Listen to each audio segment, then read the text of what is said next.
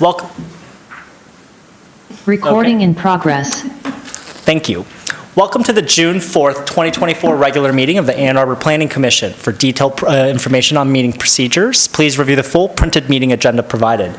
Deputy Kelly, will you please call the roll? Commissioner Lee. I'm here. Commissioner Abrams. Here. Commissioner Weiss. Commissioner Mills. Here. Commissioner Hammerschmidt. Here. Councilmember Dish. Here. Commissioner Weatherby. Here. Commissioner Adams. Here. You have a quorum. Thank you. And just to note, Commissioner Weiss has just arrived. Thank you. Oh, right here. Thank you. We're moving on to approval of the agenda. May I have a motion to approve said agenda?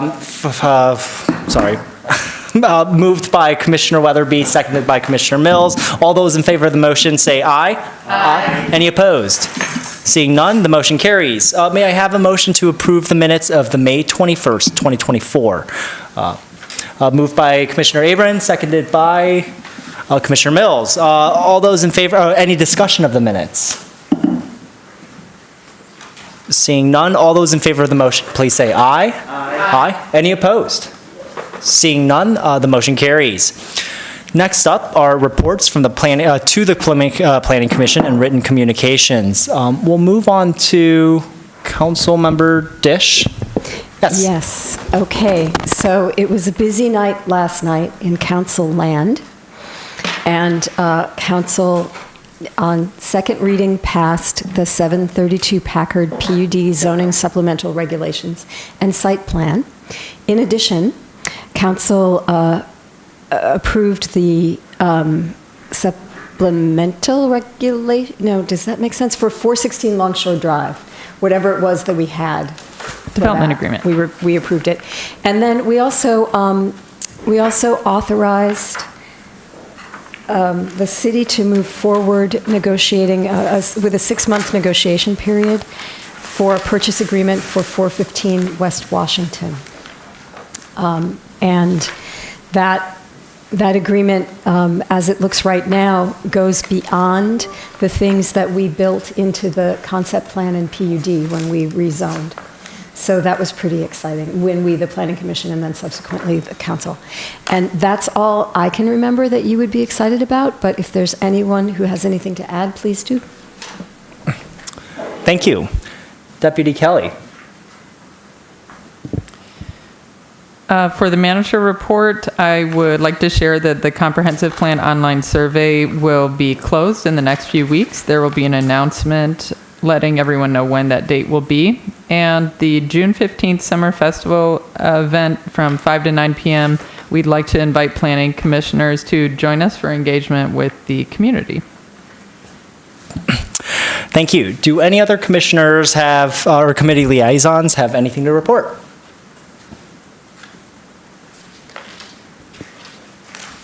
Okay, written communications are included in today's packet. Thank you. All right, we're going to move on to the first public comment. This is an opportunity for individuals to speak up to 3 minutes about issues that are not listed as a public hearing. We'll first hear from those present, then remote participants. To speak remotely, please press *9 on the phone or use the raise hand feature on Zoom. For phone access, please call 877-853-5247 and enter meeting ID 977-6634-1226. City staff will select callers by the last 3 digits of the phone number or by name for Zoom users, and you'll hear an automated announcement when it's your turn to speak. Please move to a quiet area and mute any background noise. For all participants, please state your name and address at the beginning of your comments. And is there anyone present who would like to address the commission? Mr. Garber. Thank you, Chair Lee. Ken Garber, 28 Haverhill Court. First, let me start by expressing gratitude to all of you for your volunteer public service on the commission. It's not easy showing up every Tuesday night, plus all the background work you have to do. So everything I say has that in the background. I also want to thank Commission for caring about climate. It's led to some real progress. Local developers now know that a gas connection is a non-starter for PUD applications and for major upzonings. That's given us all-electric projects at Arbor on Main, at 900 Briarwood Circle, a large mixed-use project, all-electric high-rise at 721 South Forest, and a large carbon-negative project at Southtown on South State.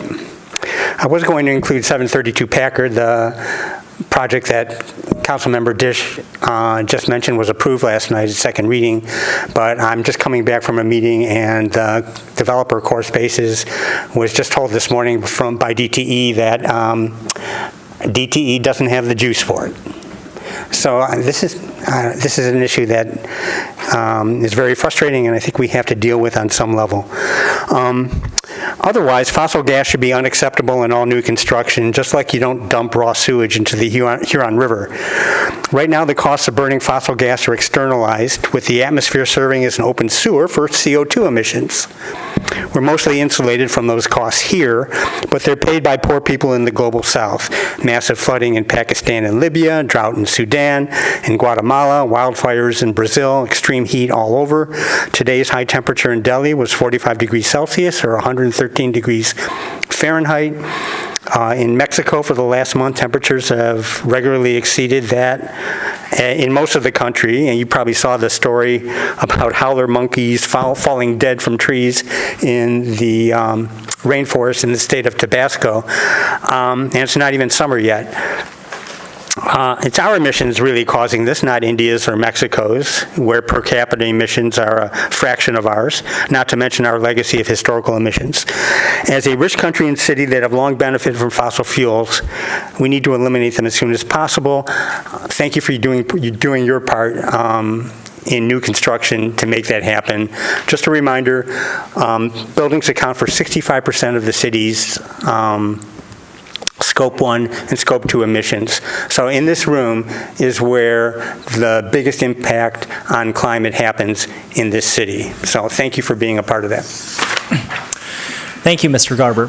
Is there anyone else who would like to speak to the commission at this time? Okay, do we have any remote callers? There are no hands raised at this time. Thank you. All right. Just give it a quick second. All right, we'll close this public comment. We're going to move on to public hearings scheduled for the next business meeting. So moving on to staff. Deputy Kelly. For the Planning Commission meeting on June 20th, 2024, there is one item, 3750 Washtenaw Avenue, a site plan for Planning Commission approval, a proposal to demolish the existing Victory Inn Motel building and construct a new 101,357,000 square foot, 4-story hotel with 159 rooms and 109 parking spaces. The parcel is zoned C3 French Commercial. Thank you. With that, we're going to move on to Section 8A, unfinished business, which there are none. So that takes us to regular business. This is the Washtenaw Avenue and East Stadium Boulevard Transit Corridor District rezoning, as well as the Pittsfield Village Townhouse Dwelling District R3 rezoning. I'm going to read the motion, which is the Ann Arbor Planning Commission will hold a public hearing to all those interested in a proposed rezoning, which is an amendment to the zoning map, Section 5.10.2. of Chapter 55, the Unified Development Code, to rezone parcels in the Washtenaw Avenue and East Stadium Boulevard area near 23 and to CC1 district before making a recommendation to City Council. The City of Ann Arbor is considering an action to rezone approximately 103 acres, including at least 61 addresses and tax parcels in the Washtenaw Avenue East Stadium Boulevard area. More information is available. Along with the Pittsfield Village, the Planning Commission will hold a public hearing to hear all those interested in a proposed rezoning, which is an amendment to the zoning map, Section 5.10.2 of the Chapter 55 Unified Development Code, to rezone a portion of the parcel in the Pittsfield Village development along Parkwood Avenue, Zone C3, Fringe Commercial, to R3, Townhouse Dwelling. It's before making a recommendation to City Council. Proposed R3 zoning will match the existing residential use of the parcel. And so with that, I believe we're going to move on to staff presentation. So, Ms. DeLeo. Thank you, and I would like to introduce City Planner Mariana Millen Corcoran, or just Millen. who will be making our presentation, staff presentation on this package of rezonings. Thank you. So this is the fourth TC1 rezoning in the city. We'll be talking about the Washtenaw Avenue and East Stadium Boulevard areas, as well as the Pittsfield Village parcel rezoning to R3.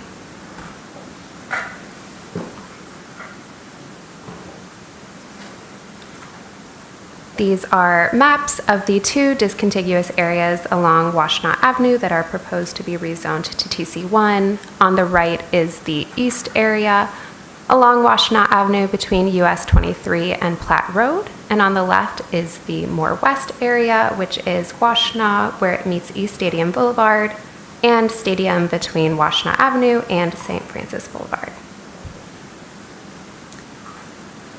The Washtenaw Avenue area consists of 41 parcels and comprises approximately 88 acres. These are the addresses that are included, and a full list of addresses is included in the staff report. The proposed transit corridor street type will be along the north side of Washtenaw Avenue between US 23 and Platt Road. On the south side of Washtenaw Avenue, it will be between US 23 and Pittsfield Boulevard, and then between South Huron Parkway and Platt Road. This is because of the extra wide service alley in the right-of-way between Huron Parkway and Pittsfield Boulevard. Here is a map of the current zoning. It is mostly C3 fringe commercial, but there are some PUD, planned unit development, and office O zoned parcels. There's also one R4B zoned parcel, but please note that this has functioned as a C3 parcel since 1968 after a court ruling deemed it so. Here is just another version of the current zoning. The East Stadium Boulevard area consists of 18 parcels and comprises approximately 14.8 acres. These are the addresses included, and the complete list is included in the staff report. The proposed transit corridor street types in the East Stadium Boulevard area are the south side of Washtenaw Avenue, as shown on the screen, until it meets East Stadium Boulevard, and then the north side of East Stadium Boulevard between these parcels along the lot lines as shown, and then the south side of East Stadium Boulevard between St. Francis Drive and Manchester Park. The current zoning in the area is office, and then commercial, local business, community convenience center, and fringe commercial. Here is another view of the current zoning designations. This is a chart of the standards and the zoning district comparisons between the current zoning districts in the area and the TC1 general standards such as FAR height setbacks, and then some additional standards below, and we can come back to this. There are more information included in the packet, so I'm just going to give a bit of an overview in this presentation. In terms of height limits in the Washtenaw Avenue area, on the map, the orange shows the 55-foot height limit, which is between 0 and 80 feet from a residential district. The blue shows the 75-foot height limit, which is between 80 and 300 feet from a residential district. And the transparent layer, the clear one, shows the 120-foot height limit, which is between 300 and 1,000 feet from residential. There is a fourth height limit in TC1, but because of the proximity to residential, the maximum height limit in this area is 120 feet. This is also true in the East Stadium Boulevard area. Again, the orange shows the 55-foot height limit, the blue shows the 75-foot height limit, and the clear transparent layer shows the 120-foot height limit, which is the maximum in this area. The chart here shows the comparison between the current zoning standards as the parcels are zoned right now, and the TC1 zoning standards, specifically building height in relationship to residential areas. The blue boxes in front represent a 30-foot building, which is the maximum height in residential districts. As you can see on the left, in the commercial districts, as you move between 0 and 300 feet away from residential, the maximum height limit stays the same. In office, between 0 and 300 feet from residential, the height limit stays the same, and then more than 300 feet, it drastically increases. On the right, TC1 takes a stepped approach. Like the other commercial and office districts, between 0 and 80 feet from residential, the height limit is 55 feet. As you move farther away, between 80 and 300 feet, the height limit is 75 feet. And then between 300 and 1,000 feet, the height limit is 120. As I mentioned, 120 is the maximum height in both the Washtenaw Avenue and East Stadium Boulevard areas. Again, further information on the TC1 development standards are in the staff report, but here are a few slides of overview about things such as curb cuts, building frontage, the more about building size, street level design, things like that. The maximum parking standards, Ann Arbor has no minimum parking standards for vehicles. There are current land uses that have maximum parking standards. For example, general retail and general office allow a maximum of about 4 parking spaces per 1,000 square feet. Financial and medical dental offices offer a bit more, just over 5 parking spaces per 1,000 square feet. The TC1 also has a maximum parking standard. It is about 3 spaces per 1,000 square feet, which is between 20 and 40% less than are allowed in the retail, medical, financial office areas, but all of them do have maximums. Moving on to the Pittsfield Village rezoning, and then at the end we can talk about both the TC1 rezoning and the Pittsfield Village rezoning. This is the parcel that is proposed to be rezoned. It is the northern parcel of the Pittsfield Village development. It is about 7.6 acres and contains 11 buildings with 39 sub-addresses. All of these sub-addresses are included in the staff report. As you can see on this map, the parcel currently has a split zoning where the northern portion is zoned C3 fringe commercial and the southern portion is zoned R3 townhouse dwelling. This is because in 1960, a motion was taken to zone the 400 feet south of Washtenaw Avenue to be commercial. As is in line with best zoning practices, city staff is proposing to rezone the entire parcel to R3 to match the current residential use. Here is another view of that split zoning. And then here is some standards comparisons between the 2 split zoning districts, so the R3 townhouse dwelling district and the C3 fringe commercial district. And that is the end of my presentation. Thank you. All right, with the staff presentation completed, we'll move on to public hearing. This is an opportunity for individuals to speak up to 3 minutes on this item. We will first hear from those present and then those remote participants. To speak remotely, please press star 9 if on the phone or use the raise hand feature in Zoom. For phone access, please call 877-853-5247 and enter meeting ID 977-6634-1226. City staff will identify callers by the last 3 digits of the phone number or by name if available, and you'll hear an automated announcement when it's your turn to speak. Please ensure that you're in a quiet area and mute any background noise. For all participants, please state your name and address at the beginning of your comments. And is there anyone present that would like to speak at this time? Welcome. Hi, my name is Zachary Weiss, 2424 East Stadium, representing Stadium Investors 1. So the goal of the TC1 seems to be to maximize housing and density along transit corridors, promote multimodal and pedestrian circulation. We view this as positive for the Washington Stadium corridor.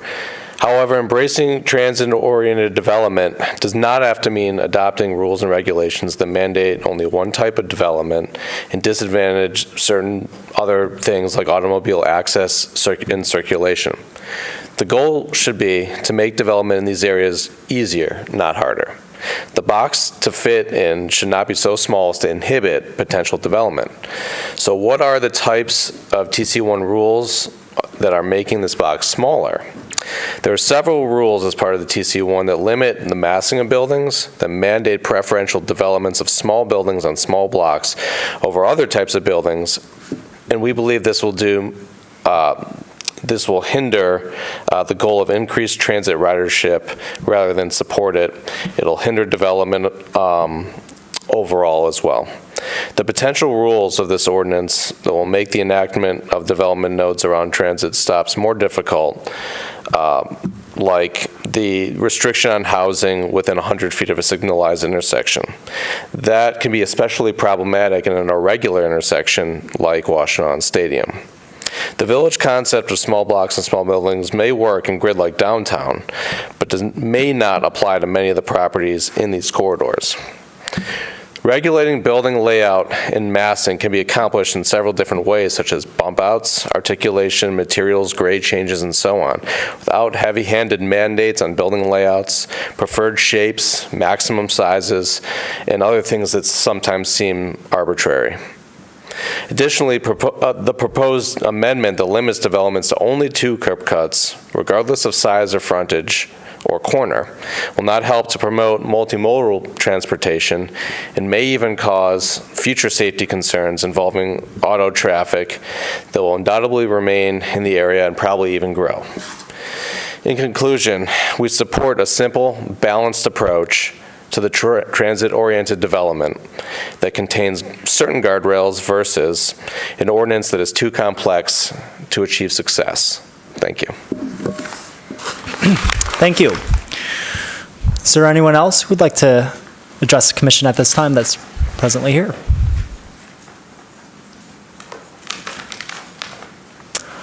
All right. Do we have any remote participants? There are no hands raised at this time. Thank you. Just give it 2 more seconds. Okay, with that, we'll close public comment. I'm going to read the proposed motion. Is the Ann Arbor City Planning Commission hereby recommends that the mayor and city council approve amendments to the zoning map, a part of the Chapter 55 Unified Development Code, to designate the zoning classification of parcels in the Washtenaw Avenue and East Stadium Boulevard areas as TC1, and designate certain lengths of Washtenaw Avenue and East Stadium Boulevard as transit corridor street type as shown on the attached ordinance. The second motion, which is the Ann Arbor City Planning Commission hereby recommends that the mayor and city council approve the amendments to the zoning map, a part of the Chapter 55 Unified Development Code, to designate the zoning classification of Pittsfield Village Parcel 09-12-02-209-902, main address as 2270 Parkwood Avenue, as R3 Townhouse Dwelling District. Moved by Commissioner Weich and seconded by Commissioner Mills. We are in discussion. Would anyone like to kick this off? Commissioner Hammerschmidt. Let's have a couple softballs to start. First of all, the height limit comparison chart is awesome. Love it. Yeah, I thought maybe. I love it.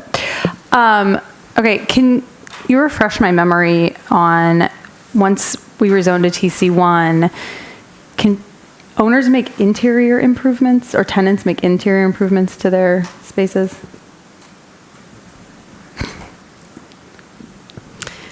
Yes, absolutely. Compliance with the TC1, therefore enforcement and the way we transition for the new buildings. Site plan approval is our main trigger. You do not need site plan approval to do interior work. Site plan approval does come into play when you want to, for new buildings, whether it be expanding an existing building or constructing a brand new building. But existing buildings may remain, and they can be remodeled, redesigned, redecorated, rebranded, and so on and so forth. If you wanted to build a new building in a parcel in a space that's currently parking, for example, but you're not touching the rest of the building, do you have to make the entire parcel in compliance? The new development needs to comply. Okay, okay. And then, okay, that Pittsfield Village parcels, that's a weird one. So I was trying to dig into the map.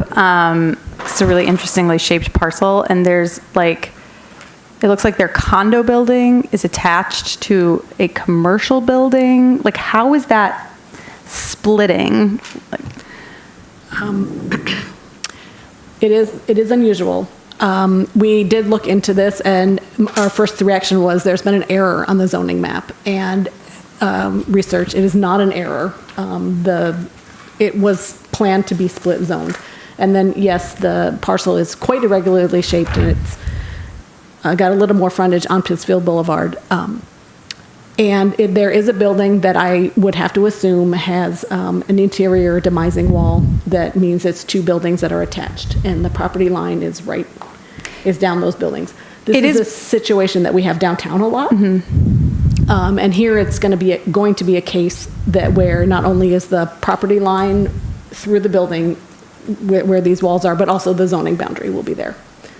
it also looks like it goes in front of that next building. I guess I'm saying all of this to ask, is it possible to, I don't know, like to make that parcel more regularly shaped and like that condo building gets rezoned as 2C1 or the condo management building or whatever that is?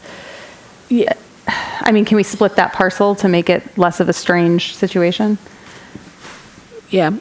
In this case, there may be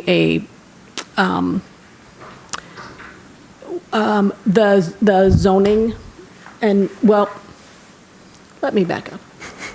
A couple of things. We cannot change the parcel lines. Okay.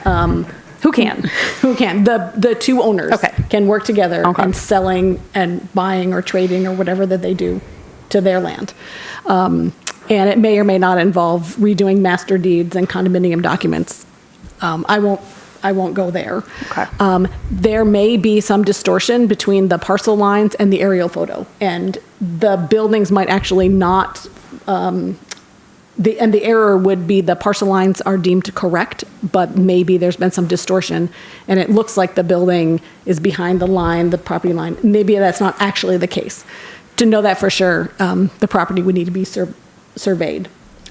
Okay. So it's not automatic that the air photo matches identically to the parcel lines. Okay. Okay, thank you. I'm actually going to go to Commissioner Weich first. Thanks. Commissioner Weich. I just want to separate these two motions so that we can do the TC1 East Stadium and then talk about Pittsville separately, as opposed to taking them together. Got it. Is that a formal motion? It was going to be, but you deferred to Hammerschmidt before gotcha. I could get it out. So yes, that's what I'd like to do, is just separate them. Sure. Because then I think we can have the discussion we need to for the TC1, and that'll move, and then we can have this lovely debate about the R3 one Okay. separately. Got it. I would think that makes sense, but I just need a formal motion, then second. So I made the motion, so Cool. if the, okay, great. And then Commissioner Abrams seconds, and so now we go into discussion of splitting the motions, is that right? If it's friendly, can't we just accept it as friendly? So you want to keep the discussion together, but for the eventual vote, you'd like to vote on them No, separately? no. Keep I the want to discussion. separate them, but I You don't wanna think we separate have the to vote discussion, again. I made the original motion, and we now have a second to split them. And I'm just asking, is the table friendly? Because if it's friendly to the table, then we don't have to do the vote. I'm friendly. Friendly? Yeah. I think we're all friendly. Do we have anybody that's opposed to splitting the motions Yes, for that would be the discussion? thing. Okay, great. well then I think we can hear these separately. And just as a point of clarification, this is just for my edification to staff, why were these actually taken together? These were noticed together. Oh, okay, got it. It was one public hearing. Okay. So the motions were presented together because this was something that we discovered incidental to the TC1 zoning. It wasn't the primary purpose of being on your agenda today. Okay, got it, understood. No big mystery. Okay. With that, as for clarification purposes, we are now in discussion regarding only the proposed motion regarding the Washtenaw rezoning to TC1. Do we have any other discussion? Who'd like to kick us off? I guess sure Hammerschmidt did.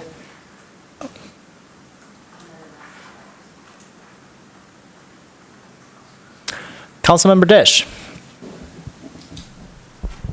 As I sometimes do, I'm going to ask a basic question. So in the staff report, it states that staff decided that it's not necessary to rezone TC1, the portion along Washtenaw that has the, I think you're calling it an alley. Yeah. And I just, I can see that it seems like it would be complicated, but I wondered why it isn't necessary. I'm not challenging it, I'm just asking so that I would be in a position to explain. Yeah. So we have two ways of applying front setback regulations in the TC1 district. When you are on the frontage that has been designated a transit corridor on our street designation map, your setbacks are minimum of 18 feet from the back of the curb to maximum 28 feet from the back of the curb.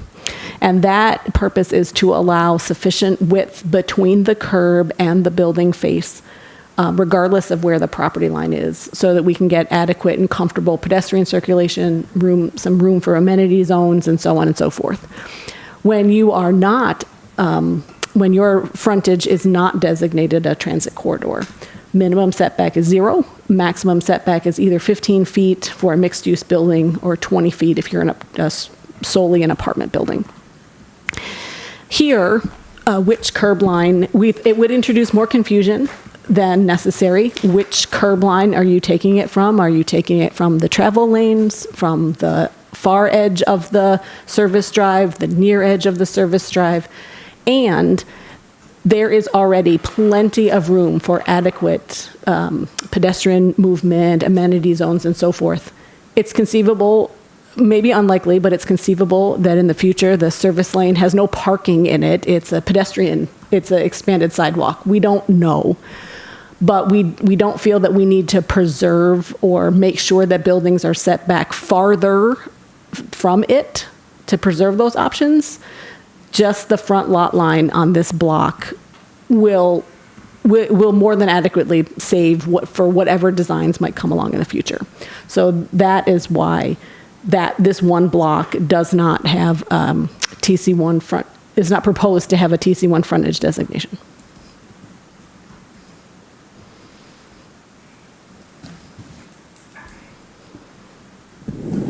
And then what is the current zoning along that one little bit?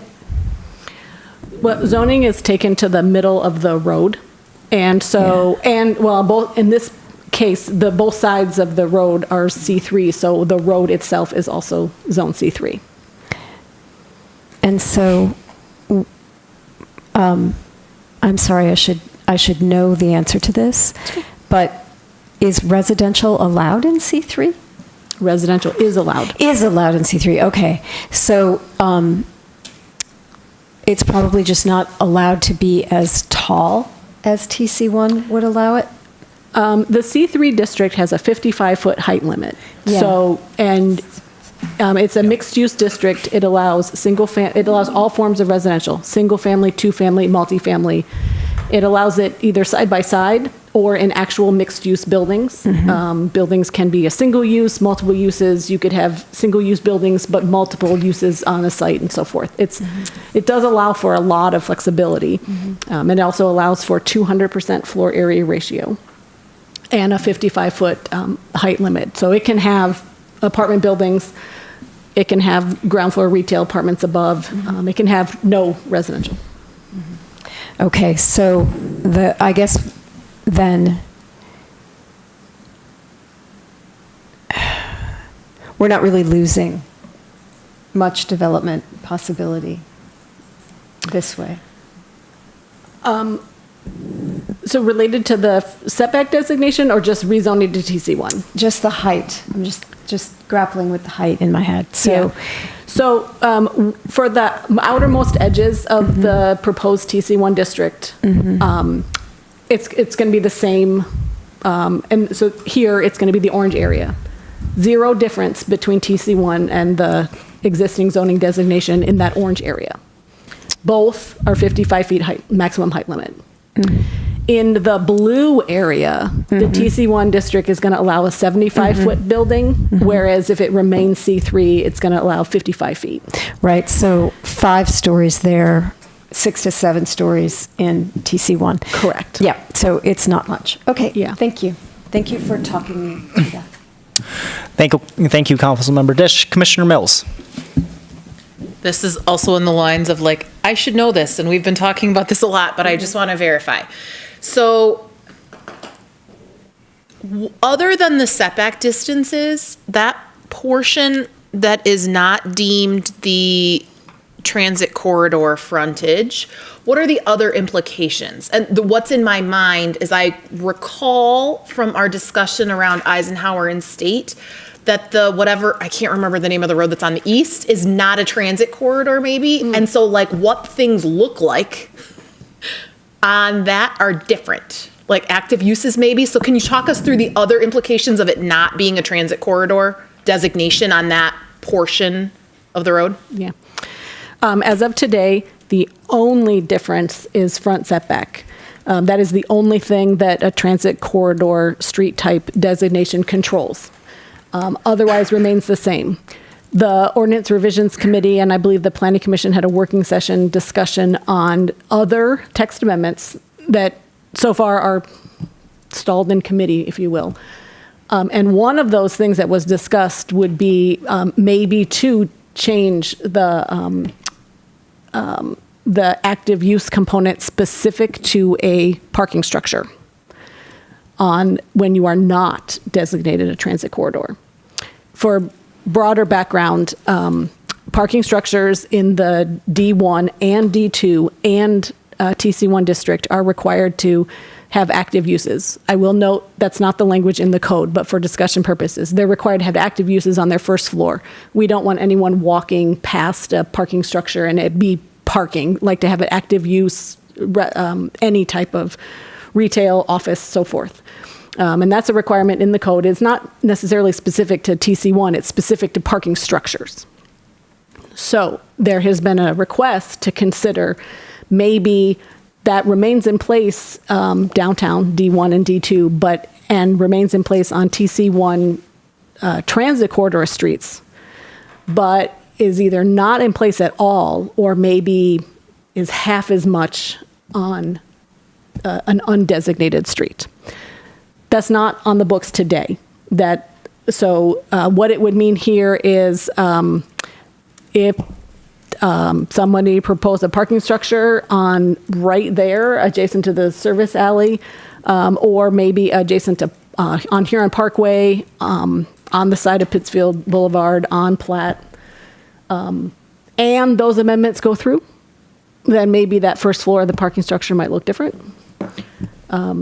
But those amendments aren't approved yet. So as of today, the only difference is distance, the front setback distance.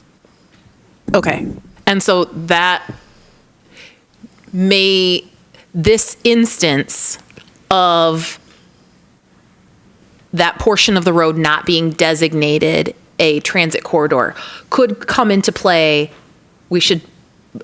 If we care about that not becoming a parking structure, like right along that alley or whatever we want to call it, the public alley, then this might be a place where we keep it in mind, but that's why I can't find it in the code right now, because that's one of the changes that we're contemplating making to this district. Correct.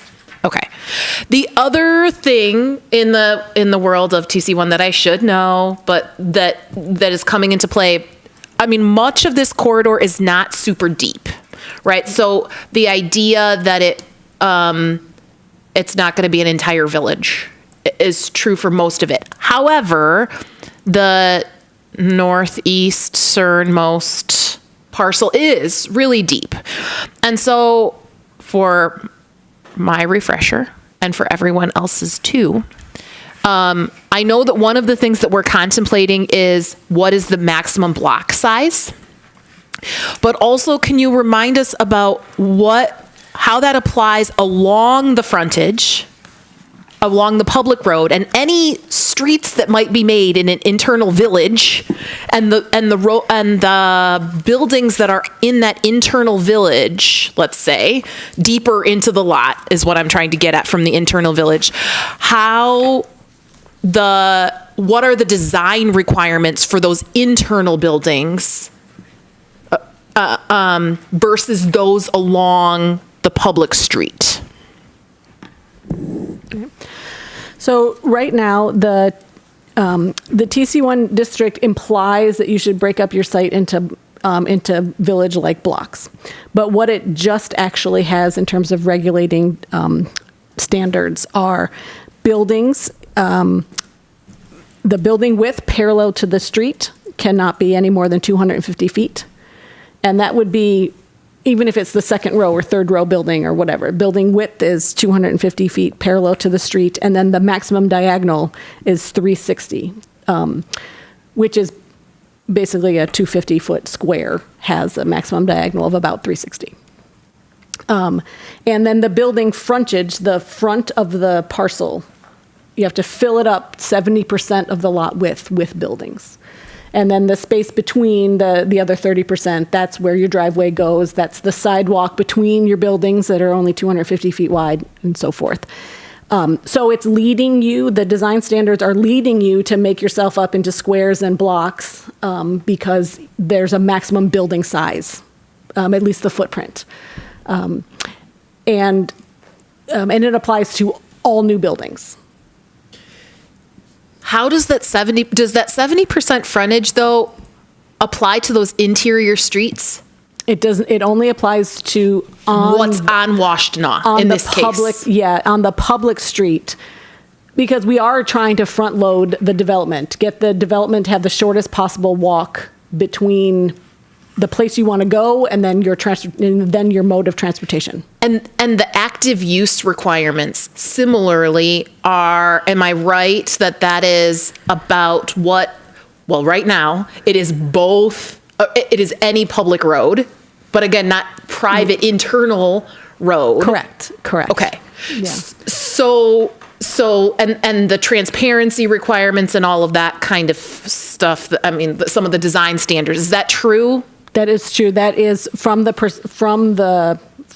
street or sidewalk, the front face of the building. So in this case, this is different than, I don't know how 23 is treated. 23 is not designated as a front. Fronts are road. So the exact language is going to escape me, but it's roads that you can actually access. 23 is a limited access highway, so it's not considered a front. That'd be a side. Okay. So, but in this case, we've got one public street, like that, where those specific standards about active uses. Well, right now, the 70% lot width applies to every street here. And at first glance, it's Washtenaw, Pittsfield, Huron Parkway, Platt, and Huron Parkway crosses both sides. So Chalmers, if we're looking at the northeast corner, it would apply to Chalmers and would apply to Washtenaw. Yeah. Okay. Yeah. Great. And so every standard would apply to all front lot lines that abut any of those streets. There's amendments that maybe would separate them out, but currently all the standards apply to all the streets. Okay. And again, though, once you get inside, there's more flexibility. Like if you were to divide a big parcel into multiple things, like there's a little bit more flexibility in the standard. Then some of the standards that apply for when you are adjacent to the street would drop out. 70% frontage drops out. Meeting the downtown design building standards for 15-foot floor height, for transparency and so forth, those would drop out. For the interior buildings or the backside of those front lot line buildings.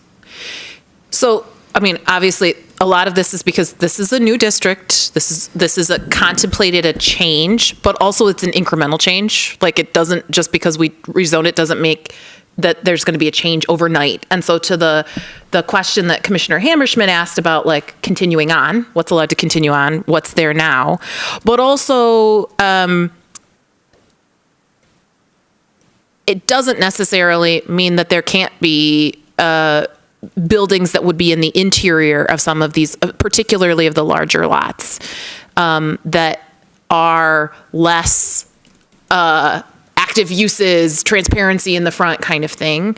And so that's one of the things that I am thinking about. I mean, I appreciate the public comment, and we also had more in our packet to this effect. I think that this, right now, a lot of this stuff would be allowed. There's nothing in our code that's hindering building things closer to the park, to the road, that's like filling in parking lots, more or less. This is encouraging that anything new, any kind of new investment, not again to the interior of a building, that can continue on, but any new buildings that are built are moving towards that form that we're looking for. And so I feel, hopefully, that some of what we answered addresses some of the questions about like continuing on for the future for existing property owners, and also just signaled that we're contemplating how this works out. So as folks are thinking through what they'd like to see on their place, I mean, I think that that's something that our zoning is not set in stone. And the regulations that apply can evolve over time as we learn more. So that's kind of my sense of this particular district, especially as applies to a couple of the folks who provided comments that do have larger parcels in this area. Got it. Thank you, Commissioner Mills. Do we have any other thoughts currently for discussion? I can probably ask a question then. University Inn, if we had approved that redevelopment under C3, right? And so if they need to make any kind of amendments because it's now getting rezoned from C3 to TC1, would they then need to actually comply? So if they had need to make any changes, like we saw with like Lockwood, for example, I think they need to move 1 foot forward. They wouldn't actually have the flexibility to do that because now they would be actually under TC1 regulations? That is correct. Approved site plans are valid for 3 years. Mm-hmm. So they could build the approved site plan even past if the TC1 rezoning is approved.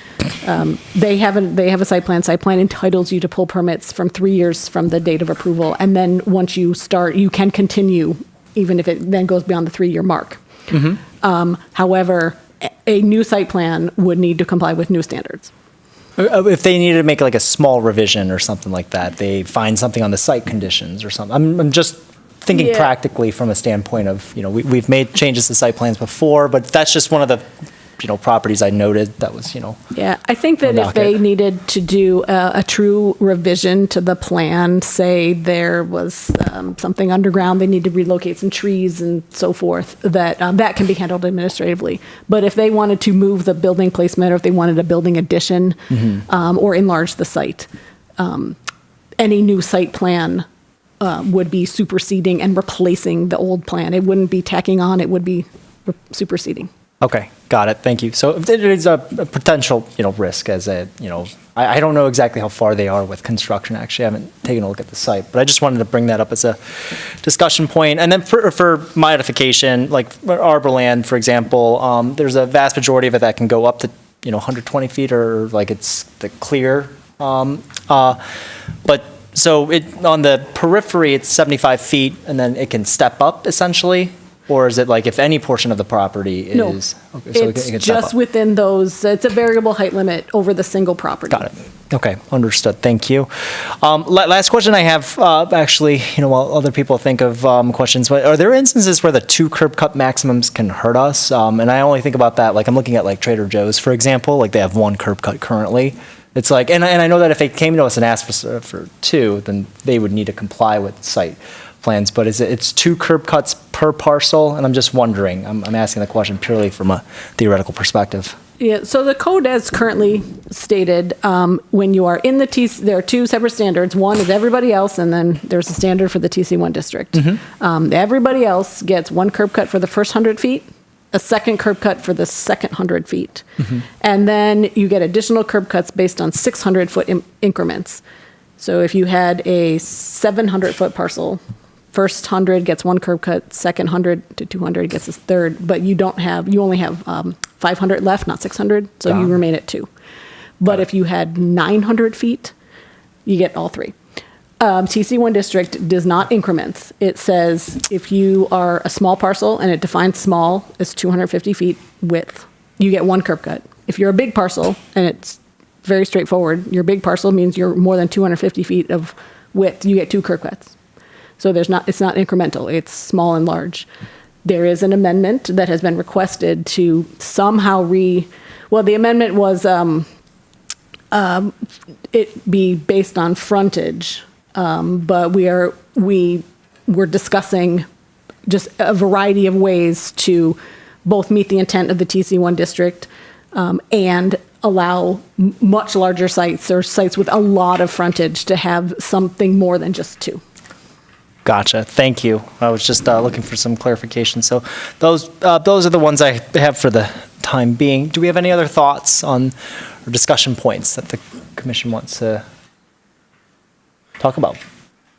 Commissioner Abrams.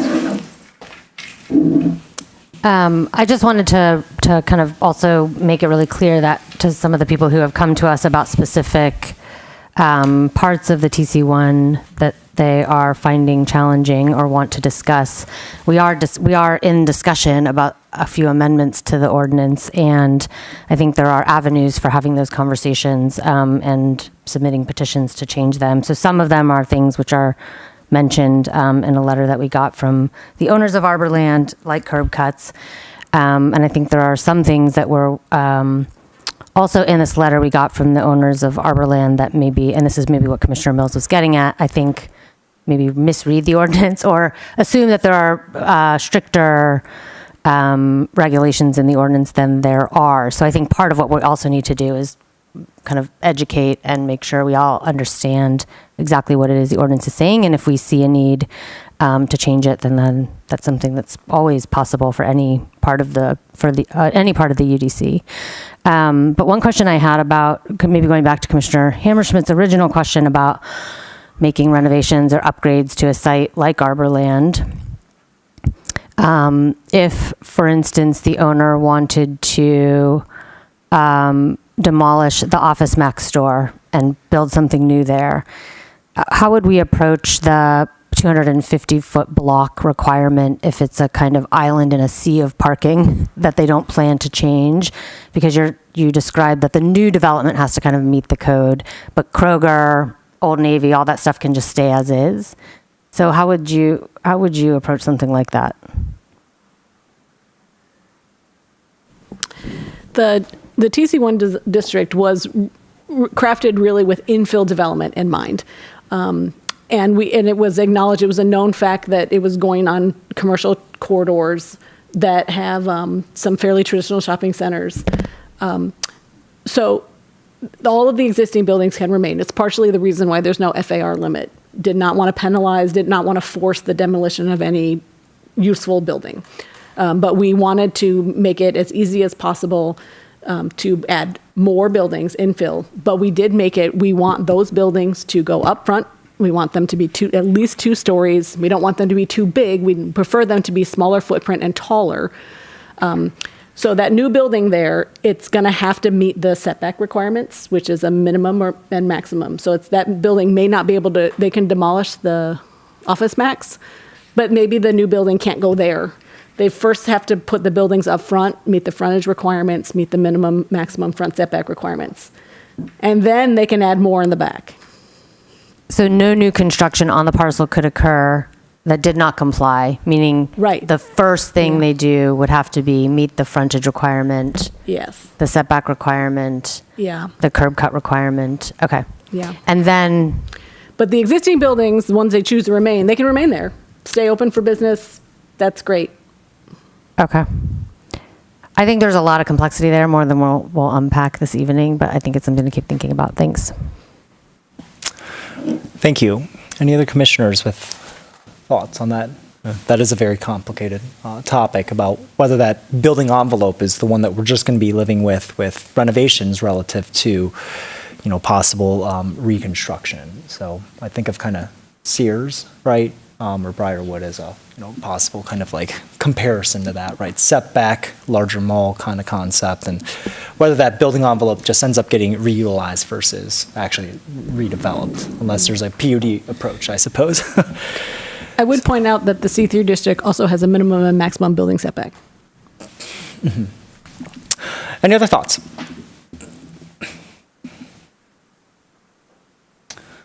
Okay, so I think that concludes one of the last things that I'll just kind of voice is that, again, this is intended to encourage more human scale developments, as kind of noted in that Q&A. So this is intended to create, it's Washtenaw Road has one of the highest, bus riderships, I think, in the county. So that's the intent behind this. So with that, I believe that we are taking this one separately from and for edification or for clarification purposes, this also does advance to city council after this, right? So like no modifications to the UDC or the zoning map happen here. It's going to advance to city council. So with that in mind, I'll reread the proposed City Planning Commission motion, which is that Ann Arbor City Planning Commission hereby recommends that the mayor and city council approve amendments to the zoning map, a part of the Chapter 55 Unified Development Code, to designate the zoning classification of parcels in the Washtenaw Avenue and East Stadium Boulevard areas as TC1, and designate certain lengths of Washtenaw Avenue and East Stadium as transit corridor street type as shown on the attached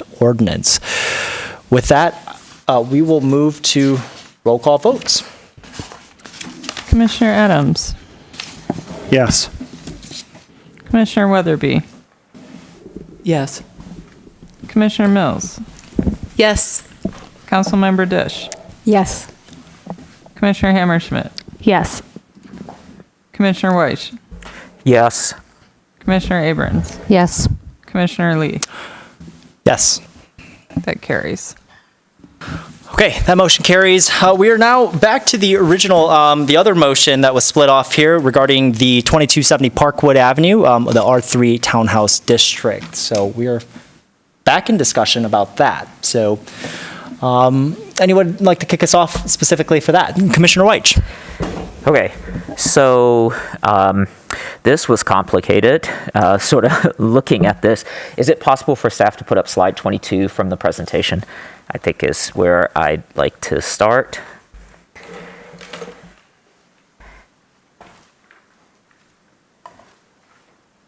Thank you. Watch me get there. Okay, yes, thank you. So I think my first question is, if this is rezoned to R3, it makes it residential, and then it pushes all of the TC1 boundaries. Am I correct? Yes. But not all, it just. I'm sorry, all of the ones there. that abut this change. Yeah. So that will make our goals of zoning this TC1, it will impede, I think was the word I wrote down, some of the goals that we have for the TC1 in this place, because the distances change now. So what can be built there are affected. So now we only get, I guess it would be the first level, which is 55 feet. And if it stays in the C3, do we get up to 75 feet? If it stays C3, then these orange-blue maps would not change whatsoever. Okay. If it is if that chunk, that little bit is rezoned to R3, then there would be then the line would have a little more of a blip in it, and then for the east half of the service alley, then everything would push a little bit north. The buffers or the variable height limits would push a little bit north. So a deeper portion would be orange. The same portion would be blue, but it would move up a little bit because, It's still the same linear feet. But the starting at any point that would- whole strip mall that's there. No, not No. the whole strip mall, because Okay. if you go back to. So it's only the dispensary side? One more back to where the zoning is. Yeah, so you see, either way, but behind at some portion, the C3, where the black line abuts, that's not going to change, because that's already R3. The buffer Yes, line starts from right I there. understand. I understand Yeah. what you're saying. So Yeah. that the straight line before it starts to Yeah, curve straight- is yeah. going to stay Only exactly where it is. Yeah, only where the It's- curve line is Right. where the height limit is going to push northward. Okay. Okay. Okay. I have another question, but I'll try to word it better.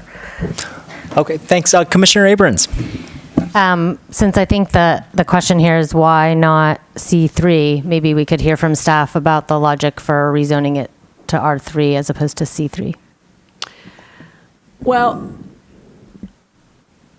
I think what you're saying is, why don't we rezone the entire block to C3?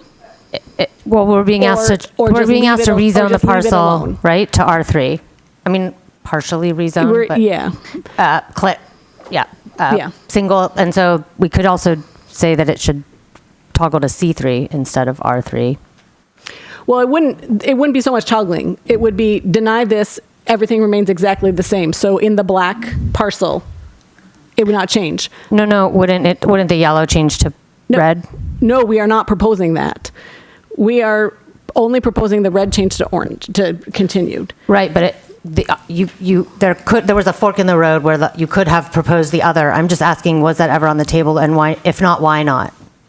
Why not upzone the whole thing to C3 as opposed to downzoning the red part to R3? The comprehensive plan recommends basically the same zoning designation here for the Pittsfield Village. I don't even know if it recognized, I'm not sure if the comprehensive plan recognized there was some split zoning, but it says that the residential areas should remain the same. In all of our work in implementing the current comprehensive plan and where we think that the comprehensive plan is going, it talks about increasing density, but it doesn't really talk about changing residential uses and adding those commercial uses component. Can be done, but I feel that there is nothing that directs me in that direction. This was an effort to sort of clean up the zoning map. I don't think that anyone in Pittsfield Village had any expectation that there was a bit that was zoned commercial. I don't even know if any of their rules or regulations or any of their desire. It's not a separately owned parcel. I don't know if they would want it to be used as C3. We thought that if we were to rezone the proposed parcels to TC1, you're going to be left with a little strip of red on the map. We felt that was odd. But we didn't propose to rezone the entire block to C3. Thought that was one bridge too far without some very robust discussion. Nothing seems to lead us to the direction that we should be flipping solely residentially zoned properties to mixed use. And we just did not entertain that as part of this. This was a little bit more of a consistency with land use and clean up the map and not leave an island, an awkward island of C3 that the current property owners may not even have known was there. Just a clarification question for process. What I'm hearing from the commission is generally they don't like the idea of down zoning or decreasing density, particularly on this side. And what I'm hearing also from staff is that this is meant to be administrative cleanup of the split zoning. This was just done with a intent of, hey, well, we got this weird kind of. So procedurally, let me ask one thing. If it were to go the other way, it would need to be properly noticed. It's not something that could be changed at this table. Is that correct? Correct. Okay, I didn't mean to lead the question, but it would require, renoticing, et cetera. I also have just a little bit of hesitation of just kind of imposition. I mean, the administrative cleanup makes sense to me, but I also hear, some of the other commissioners saying, hey, we don't want to necessarily downzone either. And so, which leaves us in kind of a interesting territory. So just wanted that procedural clarification and the intent of staff as a cleanup item. So, any other thoughts? Commissioner Adams? Yeah, I'll make this quick. I think so I appreciate the desire to clean up the map. I'm also, let's get the point about not wanting to downzone. I guess for me, the current zoning, the parcel doesn't make a lot of sense. The zoning makes sense. When I look at the map has logical appeal. I understand why the northernmost part of it is included in a district that was zoned C3. Substantial portion of it is in fact used as commercial. Sort of looking at how it's used, and it is at least in part, perhaps substantially commercial use. I guess if given the choice between changing zoning that I think is good to conform to a bad parcel or a logical parcel, I'm just not inclined to make the law bad to fit bad facts, right? If we've got a zone that looks right and matches how it's being used, long predates the plan, conforms with the expectations of the folks who put money into these properties, either by purchasing them or leasing them or whatever their interest is, I would leave it alone rather than turn it into something to make the parcel right, if that makes any sense. Thank you. Any other commissioners' thoughts? Commissioner Mills. Thanks for bringing this up, because I hadn't even really thought about the impact that it has on what happens to the north.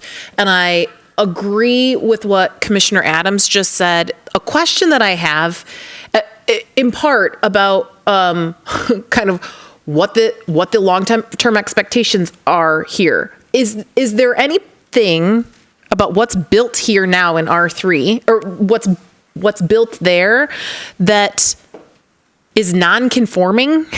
Do we know about the non-conformity with, like, people thought that this was an R3 maybe? Like, I'm just curious if it was built to R3 standards or if it was built to C3 standards. You mean what's in? What's in the weird shaped pink part? I believe it was built to the B district standards in effect in 1949. I'm being funny, but no, it was built to the B district standards that were in effect in 1949. Or possibly starting in 1943, I think is when construction started. This predates our current zoning, or any version of our current zoning ordinance. I don't think it exactly fits C3, and I don't think, or R3. It was built to an entirely different zoning code. And so it comes with some existing nonconformities. I believe that those buildings there, those are buildings that are Pittsfield Village related buildings. I think it's their maintenance office, maintenance storage building. I think it's their some community buildings and so forth. Maybe at one point it held a laundromat, I'm not sure. But those are not commercial buildings in the sense that it's not a grocery store or a barbershop. So to that point, I also see the idea of leaving this very islanded parcel. If we're, what I took away from the previous exchange was maybe we should just leave that little weird thing of pink and zone around it. But I'm curious, like, would be the implications of just making that TC1 instead, like, of rezoning that? If there's already nonconformities, like, that they wouldn't be able to, they're not meeting the C3 district. Like, I'm curious about that. I mean, just because of the line that it creates there.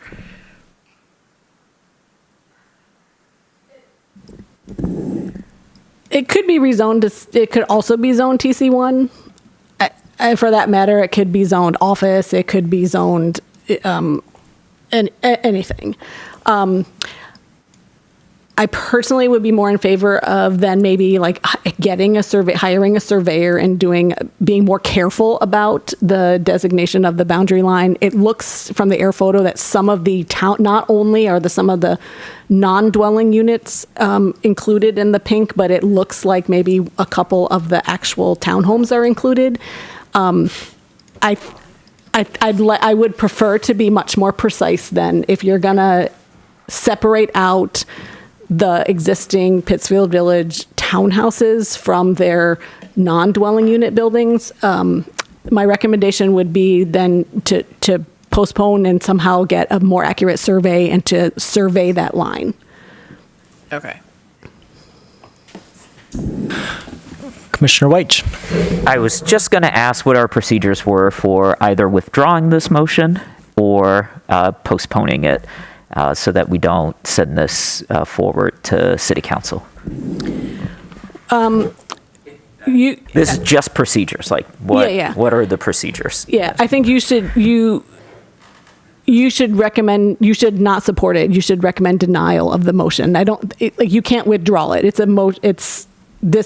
You need to comment on the petition at hand so that City Council can vote on it. I think you possibly could recommend that it not even move forward to City Council, but you are a recommending body. Your recommendation can, in fact, be denial, or it could be an alternative recommendation. So we can't withdraw it because we didn't initiate it and staff initiated it. And so because staff initiated it, we can't, the Planning Commission, when I say we, cannot reject the staff recommendation. Well, sort of like yes to both No, things. I'm sorry. You can reject we the can staff reject it in the vote, but then it would go on to City Council. What I'm asking specifically is, do we have the power at the table to deny the motion and withdraw it so that it does not advance to City Council? So that is just a procedure question. So if, maybe Mix Kelly can also implement, if this was a private developer, after the Planning Commission denies a motion, they have the option to withdraw their petition. Right. As a staff-initiated petition, I have never come across this question. So although if I treat myself as a private developer, I suppose I can withdraw my Motion. my petition. Or could the What do Planning you- Commission direct staff to withdraw it? I'm just Yeah. trying to understand Yeah. what authorities Me too. we have with Well, this. me too. I've actually never come across this question. Okay. Because I think it would be better for us to pull the whole thing as opposed to denying it and sending it to City Council, because it has to then go through two more readings if, with that. And we're not even sure what we want just yet, just based on this part of the conversation. Right. So. Sure, there's a lot of people who want to weigh in on this. From the manager perspective, I would strongly recommend there just be a recommendation to City Council and have them be the deciding body. If there were a majority interest in withdrawing this, then I would have to suggest that you postpone while I get advice from the city attorney's office. Yep. That was my thought, is tabling is also kind of an option, but Commissioner Adams. I just want to vote to not recommend it. That's, I think, our role, and that's what I support. Got it. And then Councilmember Dish. I think that probably makes sense, but I would like to say that I think this might be very confusing for City Council. You all come to it with a longer time thinking about zoning things and parcels and maps and advantages, and I fear there will be an inability to make a clear decision. The recommendation to deny does not help them very much, does not help us, I shall say, because I am among the confused. But I don't, I want to take, it's just something that's going through my head, that this is confusing. And the idea of rezoning at TC1, that might be a weird problem for the Pittsfield people, because anything they wanted to do to those structures then would have to be, 2 stories. I will move to table this. Do I have a second? Commissioner Weich, second. We're in discussion of tabling. I think, to me personally, it's the clearest way to get clarification from managers. Yeah, and city attorney. Well, is it the will of the entire body is everyone at the table interested in withdrawing this, or do others feel that it should proceed to City Council? Commissioner Abrams. I have a question. Yeah, I just don't know that I understand the difference between tabling it and denying it. So the idea of tabling it is because some commissioners feel strongly that it shouldn't go to city council. But there's also, I thought I heard the possibility that if we deny it, the petitioner, which is you all, still have the ability to consult and withdraw it if you decide to do so. Right? I'm just trying to understand the difference. Sure. We're interested in keeping it because it's best practice to keep one zoning district within one parcel, and we could do more we could pull more metrics about whether or not what portion of potential redevelopment would be reduced by 20 feet by this additional very incidental buffer to we could split hairs over that, but it was proposed for a valid reason, and the staff perspective is it was put on for a reason, and we'd like to keep it on for a reason. Understood. And so, just for my clarification, then, if this body voted to table it, which that's not postponing, it's just tabling. Is there a difference? Okay, those are the same things. Yeah. To me, Okay. that's the same thing. Then what would be happening after that? My understanding is that it would give staff a chance to talk about how this should proceed. If we deny it, my concern is that it would cause city council confusion if the petitioner didn't withdraw it and they ask, well, what are we trying to do here? It's like if we recommend for denial with the expectation that the petition withdraw it. And for clarification purposes, my understanding is that, at least for the most of the commission, they don't want to see a down zoning. I heard a dissent with Commissioner Adams in the respect of saying simply that is actually used for commercial. So I'm not sure that I necessarily agree with the administrative cleanup here. And so again, my thought process was to provide staff the time necessary to talk about the best path forward without us hastily saying, we recommend denial, and then it goes to city council and causes confusion. All right, so a point of order. Can I finish mine? Could I, just really quick? So the table, we did that wrong. So when you table something, it suspends all debate, and it's laid on the table, and we don't even vote over it because it takes precedent over other motions. The postponement requires a second, and then it is debated. So that's all. Thank you for the clarification. Commissioner Abrams. I feel like we're overstepping our role a bit to vote to postpone something so that we can give staff time to do something that they've just communicated to us they don't intend or desire to do, and that we are overstepping our role a bit to say, we're doing this to keep city council from being confused. It feels like slightly paternalistic to me, so I'm not quite sure. I think if you don't agree with the motion, you vote against it. That procedurally, to me, that seems the cleanest. Got it. Councilmember Dish. So I think that the fog has lifted. I think what I am confused about, what I personally am confused about, and what I can imagine City Council may want to hear more about, is how consequential is this really? How much of an impediment or diminution of the gains that we're working toward in TC1 is this?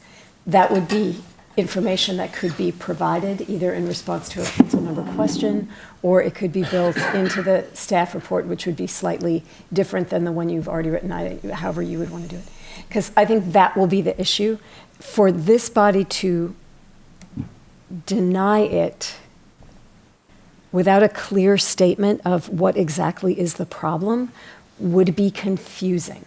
That it is just not a clear message. Understood, Commissioner Weich.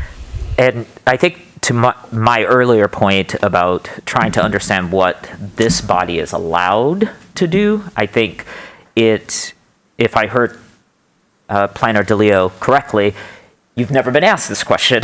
And so I think that's what got us into part of this conversation was, can the body reject a proposal from staff? And we don't have a clear answer on that. So the motion that is before us, it sounds like staff wants to go to city council, but my question remains unanswered. We could segment my question out so that it doesn't delay what you want to do here, and then we can get an answer from the city attorney for future things that come from staff that the planning commission may want to ask staff to rescind, and then we'll have a set of rules. I'm happy to vote against this, but I have been told repeatedly by the planning managers that the planning commission cannot and should not send additional notes to city council when we deny things, that our denial is enough information.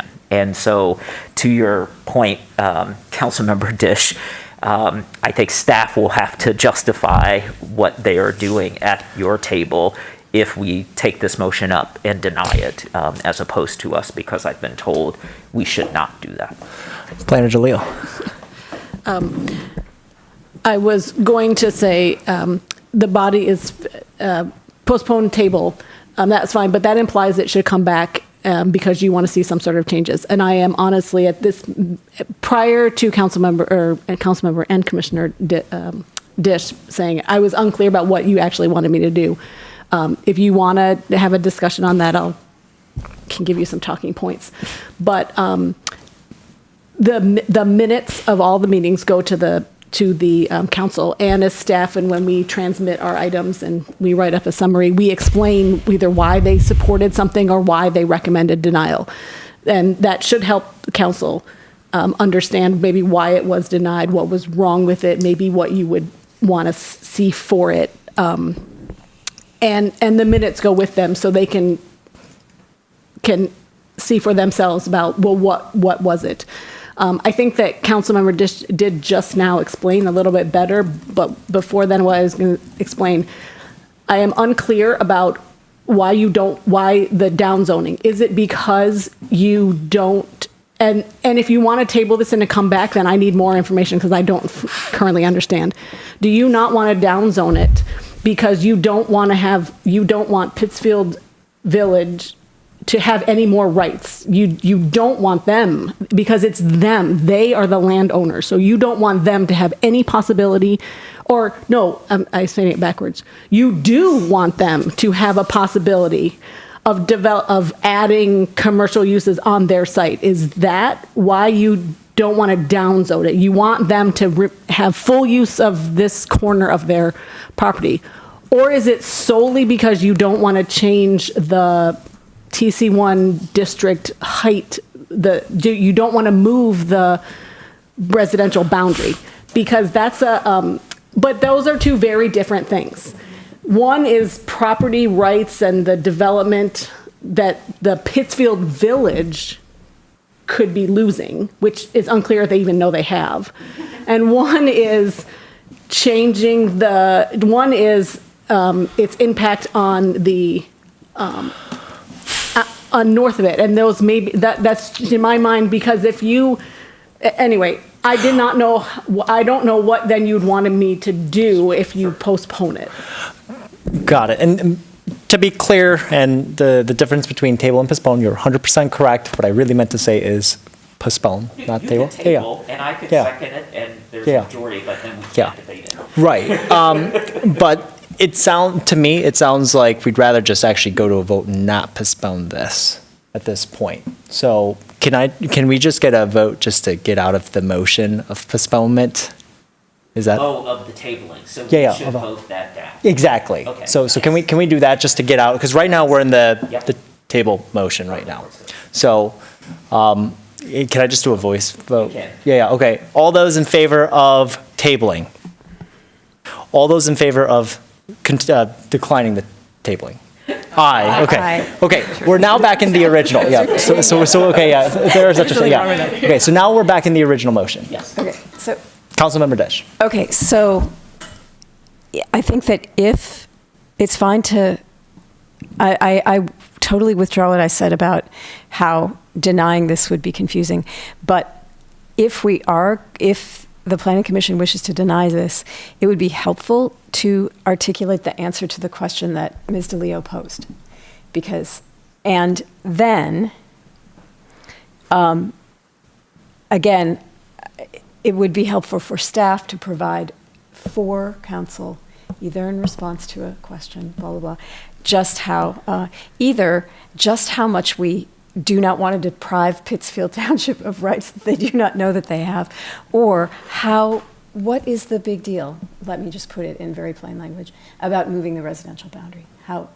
What is the loss? I mean, we articulated that when we talked through the implications of keeping C3 for the one block on Washtenaw. And so it would be helpful, because we cannot be against downzoning in principle. That isn't a sensible position. That's just a kind of it would be sort of a dogma, like we are against downzoning. We are only for, right? So if we could clarify that would be helpful. Thank you. Commissioner Abrams. I'm happy to clarify. And I also don't think this is a huge deal. But if you wouldn't mind pulling up slide 22 again, I would appreciate it. It's just that making the whole parcel residential, and then knowing that for TC1, there's a 30-foot required offset or setback from residential, it significantly impinges on the ability to develop those TC1 lots north of that blue line to the same extent you could if you leave it as is. So right now, where the red becomes green, that's the line between residential and mixed use. So you have to offset that 30 feet north. There's a required buffer. If we change it all to R, then it's 30 feet north of the blue line. So if you look at the lot on the far right up corner along Pittsfield, that becomes the developable area of that lot becomes quite small. The impact is, to 1, 2, 3, 4, 5, 6, 7, 8 parcels. This is not huge, but I think that's the difference. So if you leave it as is, it's administratively unclean, but more developable as TC1. That's my logic. I am not, for me, so it was Planner DeLeo's second hypothesis. Yep, and I would still love to hear that expressed in feet. I mean, I think just even a diagram that showed the two, the difference as is and changed would be helpful for City Council. Thanks. Got it. Commissioner White's last comment. And then for me, I think it was helpful to understand what the precipitating action was. And the thing that I appreciate about you, Planner DeLeo, is you adhere to the comp plan and the land use guides. And so you noted that both of those documents basically require this kind of cleanup. And we are in the midst of a comprehensive plan renewal. We also have 4 amendments from City Council talking about making development easier and more straightforward. And so as those things are intersecting, my strong feeling here is we leave it as it is until the new comp plan is done. And then if we need to do administrative cleanup at that point, that's where we do. So that if you were asking me what my concern is, that's it. And I understand it is so helpful to understand that you're doing your job, and as you are doing your job, you're like, this is not right. And then you realize, nope, it is right, and let's clean it up. And so I think that all makes sense to me, and I understand why you brought it to us. I would say, hold it until after the new comp plan is in place, so that is your North Star as opposed to the document from 2009. Thank you, Commissioner White, and we'll have one final comment from Commissioner Hammerschmidt. Okay, trying to get in. Okay, this is kind of crazy, but you said that you don't even think that these people have any idea that it's zoned like this. Has staff ever approached a parcel owner and been like, hey, do you want to split this and helped them through the process? Does that ever happen?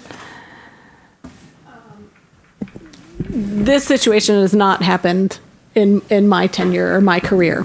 We have had other parcels that have split zoning.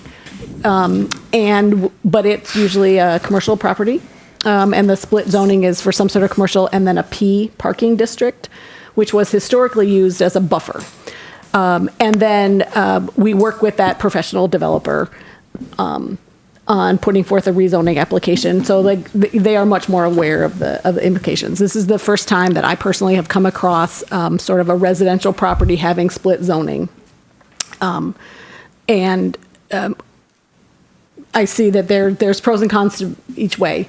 We didn't, like I said, my very first reaction was that this was an error. And then only upon research, it was, when I was trying to prove that it was an error, I found out it actually was not an error. This is the first time I've come across this in my career. Got it. Thank you. With that, I'm going to read the motion and we're going to go to a vote. Thank you for all those watching for bearing with us on this somewhat esoteric conversation. The Ann Arbor City Planning Commission hereby recommends that the mayor and city council approve amendments to the zoning map, a part of Chapter 55 Unified Development Code, to designate the zoning classification Pittsfield Village Parcel 09-12-02-209-902. Main address is 2270 Parkwood Avenue as R3 Townhouse Dwelling District. Deputy Kelly. Since this isn't taken together with the other motion, we might need a new mover and seconder. Oh, okay. Moved by Commissioner White, seconded by Commissioner Hammerschmidt. We're at the vote. Commissioner Adams. No. Commissioner Weatherby. No. Commissioner Mills. No. Councilmember Dish. Yes. Commissioner Hammerschmidt. No. Commissioner Weish. No. Commissioner Abrams. No. And Commissioner Lee. No. 7 opposed, 1 in favor. That motion fails. Thank you. We're going to move on now to other business. This is the 3551 Packard Road pre-PUD conference. This is a proposed PUD planned unit development, zoning and site plan. This is a proposed rezoning from R4A to PUD to construct 49 units of affordable housing in a 4-story building over approximately 4,000 square feet of retail. Single curb cut from Packard will lead to a 54-spot parking lot behind the building, and the existing residents will remain on site. We do have petitioners with us, so and I believe we are going to be starting with the petitioner presentation first. Is that correct? So, welcome. Thank you. Yeah. Pull up my presentation real fast.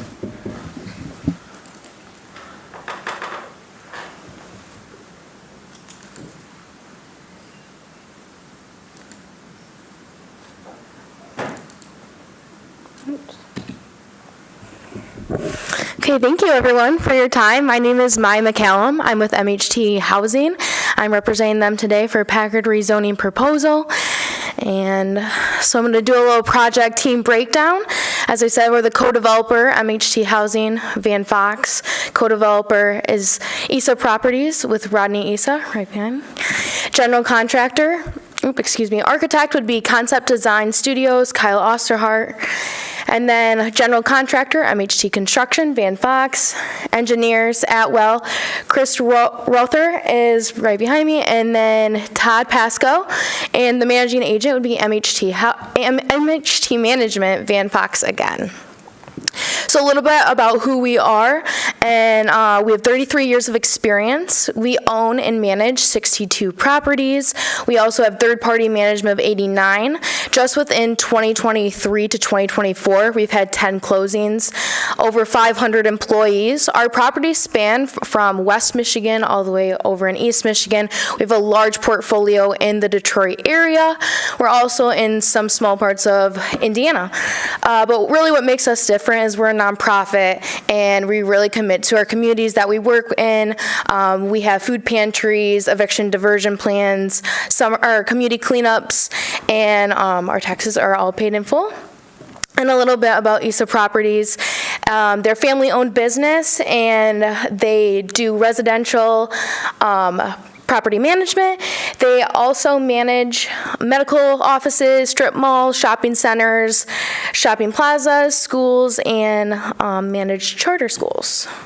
So just like a project overview, you can see the site there in the top. That is 2.53 acres, and it's located on 3551 Packard Road. We're proposing a mixed-use development, so to have residential, 49 one-bedroom residential units. It would be targeted to seniors 55 and over, and then also there'd be commercial space in the bottom part. This would be all affordable housing. There would be 12 at 30% area median income, 5 at 40% area median income, 9 at 60%, and 23 at 80%. We would be going for the 9% MSHDA funding round. We've been really successful with this in the past. Actually, this year in round 1, we received 3 awards. And this site would also have 3 EV charging stations, and it would have the NGBS Plus standard. And then the timeline we'd be looking at is to apply for the 9% round in April of 2025. The awards would be announced roughly around July of 2025. The closing would take place approximately February 2026. Oops, I copied that one over twice. And then end of construction would be 2027. So reasons on why to rezone from R4A to planned unit development. So R4A consists of multifamily dwelling units, but it doesn't include commercial, and it's also low density. So we would need to do PUD to have higher density, which would make it economically feasible for the development to consist of entirely affordable housing. And then the higher density will allow the building to be built with energy efficient standards, EV charging, National Green Building Standards, as I said previously, and then also all electric appliances. It's also in a great location too in terms of bus routes in order to get people to commute from both Ann Arbor or Ypsilanti. And then the PUD option also allows for commercial space, as discussed too. And it'll allow for the existing multifamily residential building to remain in use and be repurposed. I'm going to go ahead and invite our architect, Kyle Osterhart, to speak on the plans. Should be on the Zoom call.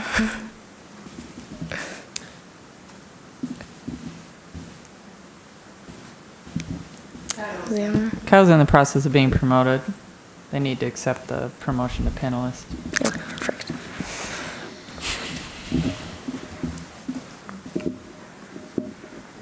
Okay, can you hear me? Yes, we can. All right, thanks for your time.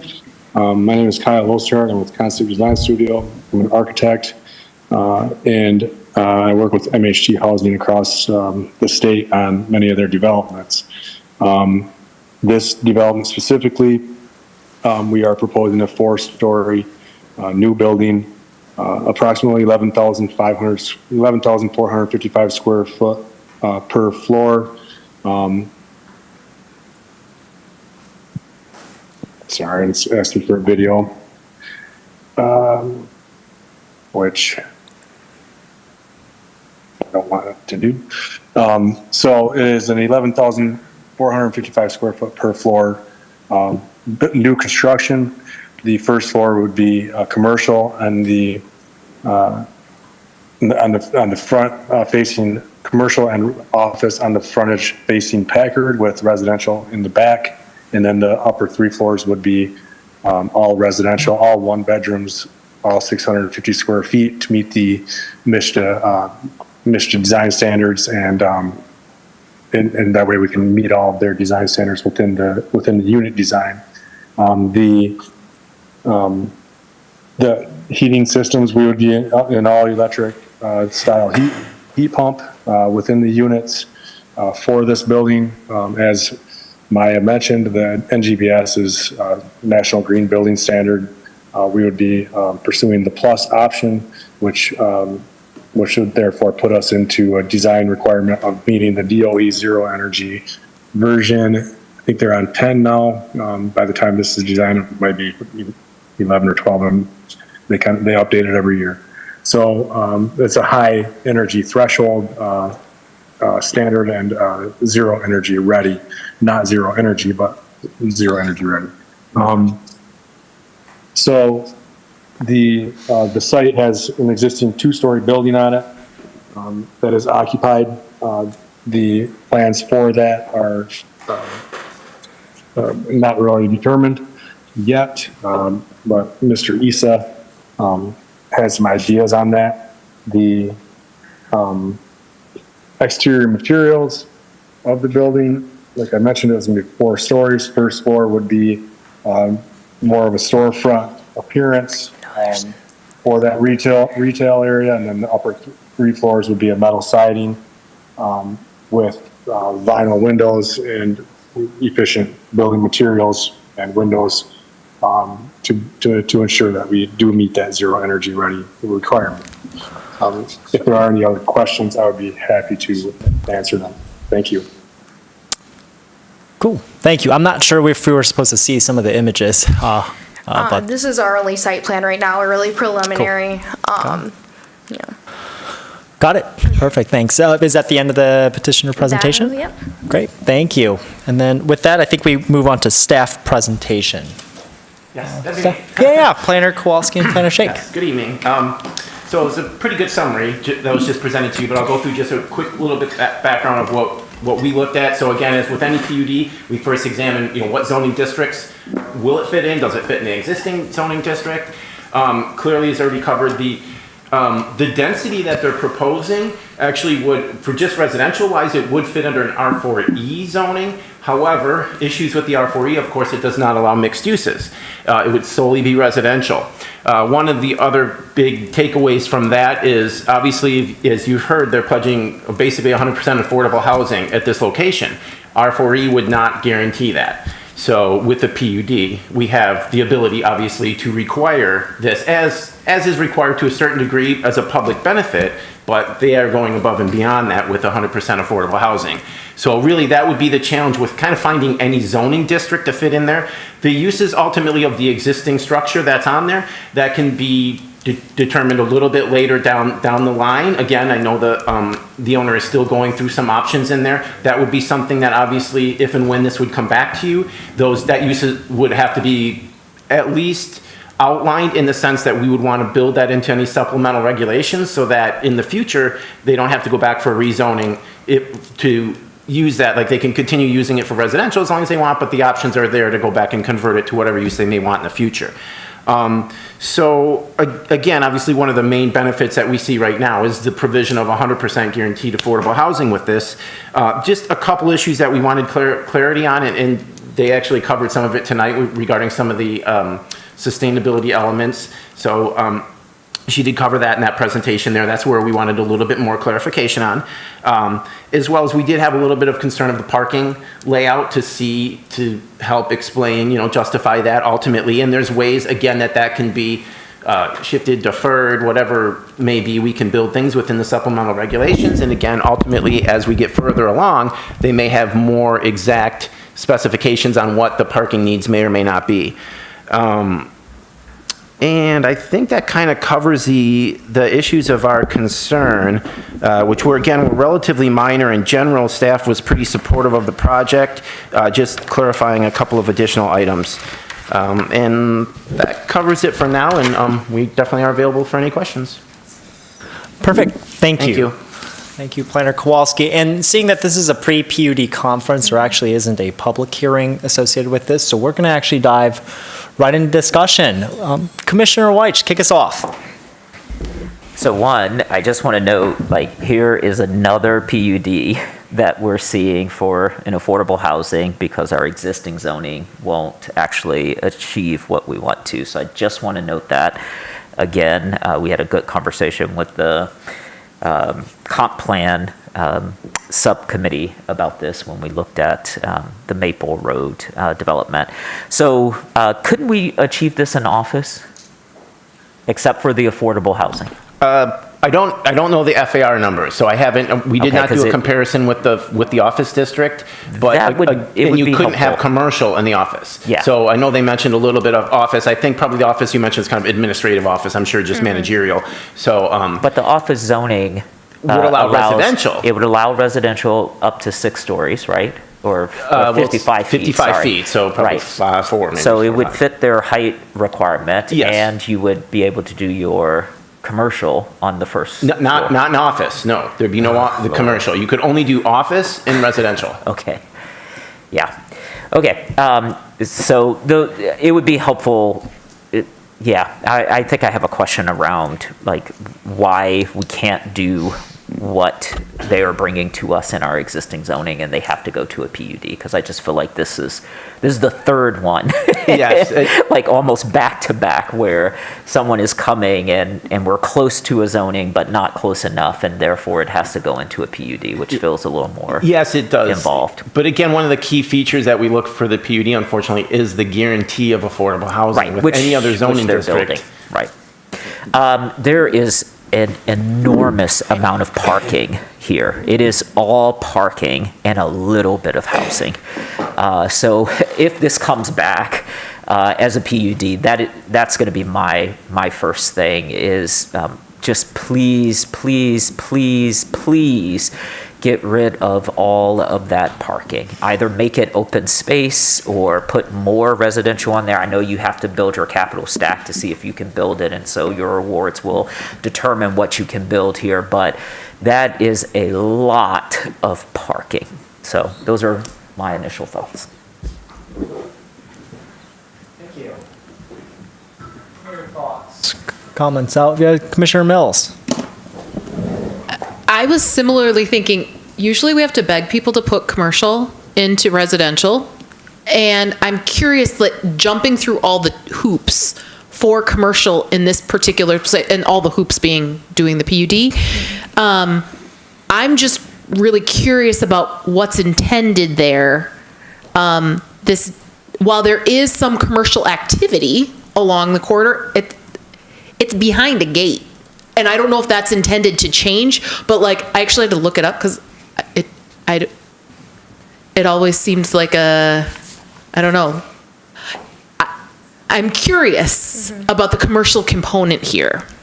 And so, especially because what we often hear is it's hard to make commercial, like, to get it full.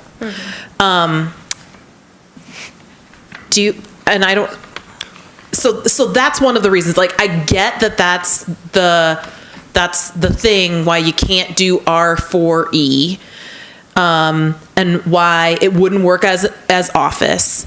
And I don't want to discourage affordable housing by any means. And so certainly the public benefit that you could have through having it as a PUD, like locking that in, is helpful. It, again, is just curious to me. Like, the PUD process is not one that gives you flexibility, because if anything changes over time, you have to come back to us, and then it's really expensive. So I'm not trying to talk you out of it, but I'm kind of saying, like, again, I get that what you're planning on doesn't fit anything else, so it meets that criteria. It's just curious. Thank you. Any other commissioners with comments? Commissioner Adams. I'm going to make another comment that you might want to ignore, which I have a tendency to do. I don't have a huge amount of heartburn with the parking, but I think if you're going to come back with the same amount, you got to justify it. Benchmark it. Tell us why that you need that amount of parking, because I don't want to see ground floor retail go in and then not be activated. But I think coming back in with more than just, we think we need this amount of parking to activate it, with actual data, would be helpful to anchor that discussion. Because if we can get more housing out of this project, that would be great, instead of parking. Councilmember Dish.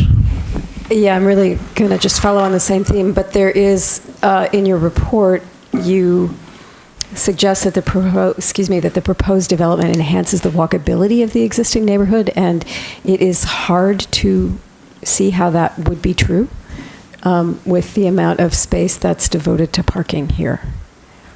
You wouldn't even be able to walk between these two buildings without having to walk through a parking lot, which I have never found to be a pleasant experience. add to, I think, Commissioner Weich and Councilmember Dish's point, one of the standards for the PUD zoning design review would be actually the provision of open space. And so I understand this is kind of like an underutilized, it's a grass field right now, that's what it looks like. So I love the idea of infilling it with senior housing. And from what I heard, this is all electric heat pumps. You guys are planning to have an all-electric building, is that correct? That'd be the goal. We have to work it into the performa to make sure that all adds up correctly, but Sure. that's absolutely the goal. Okay, gotcha. I think for PUD standpoint, again, the provision of affordable housing, and so long as it still meets the, sustainability kind of goals of the city. And just, I think it's really the provision of public, open space that, allows for recreation. As I noted, I think in one of the slides, it said that the nearest park was about 2,000 feet away. And that's actually the maximum that I think people walk, period. Or otherwise people take different modes, or they're very not likely to do so. And especially if it's geared towards seniors, right, with possible mobility issues. I just want to be mindful, want to make sure they have access to recreation, et cetera. But overall, to me, infill of a currently vacant, grassy field to be filled in with affordable senior housing that is sustainable. I think just the provision of that open space would be awesome. Commissioner Hammerschmidt. So I'm really supportive of this overall. I drive by this property quite frequently, and I've always sort of like, what is this? And it's really cool that this is going to become a lot more housing and affordable housing. I have similar comments on the parking. So I was trying to do the math on the 49 units, and it looks like they're all going to be in the new building. But then when I was looking at your breakdown, 14 plus 14 plus 14 plus 4 doesn't equal 49, it equals 46. So just when you come back, clarify exactly how many units.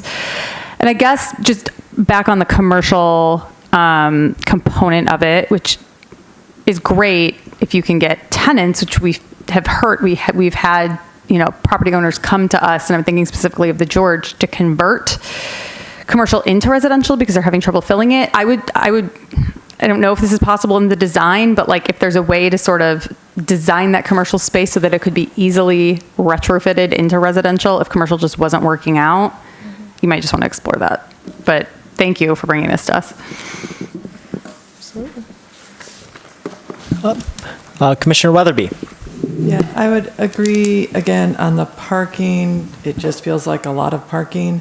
I think I am less concerned about the commercial than I might be if it were a different group bringing it to us. The petitioner has a long history of commercial success in the area, so I think probably has a better idea of what commercial might work in this location.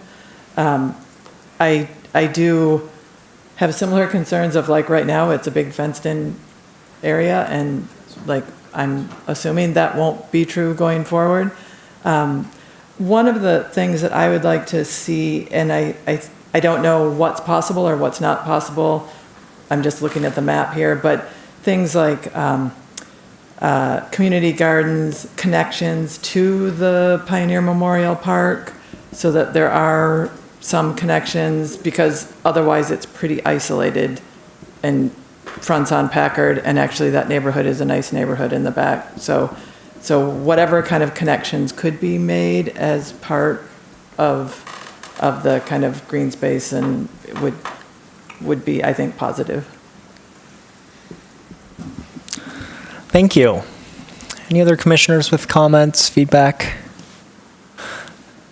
Do you, as a petitioner, think you got some helpful feedback? Absolutely. Thank you so much for all of the feedback. We will take this all into consideration and do adjustments to the best we can, and hopefully be back for a PUD rezoning. All right, perfect. Thank you so much.